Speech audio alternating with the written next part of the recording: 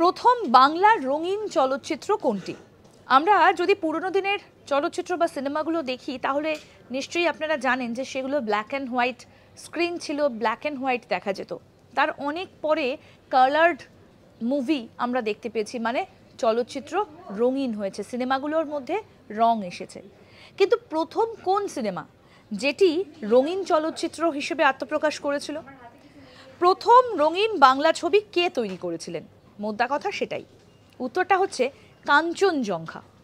সত্যজিৎ রায়ের সেরা কাজগুলির মধ্যে একটি হচ্ছে কাঞ্চনজঙ্ঘা।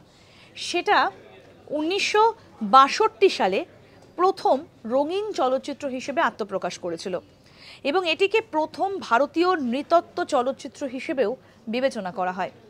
প্রথম দিককার মুভি যদি আমরা দেখি, সে হিন্দি হোক বা বাংলা, আমরা কিন্তু সাদা কালোই দেখতে পাই। তার অনেক পরে এসেছে রঙিন চলচ্চিত্র। আর প্রথম বাংলা যে রঙিন চলচ্চিত্রটা আমরা দেখেছি সেটা হচ্ছে কাঞ্চনজঙ্ঘা। 1962 সালে কাঞ্চনজঙ্ঘা এই ছবিটা মুক্তি পেয়েছিল, সত্যজিৎ রায়ের সিনেমা। আর এটাই ছিল প্রথম রঙিন বাংলা ছবি। দেখতে থাকুন আজ তাক বাংলার ইউটিউব চ্যানেল, সাবস্ক্রাইব করুন।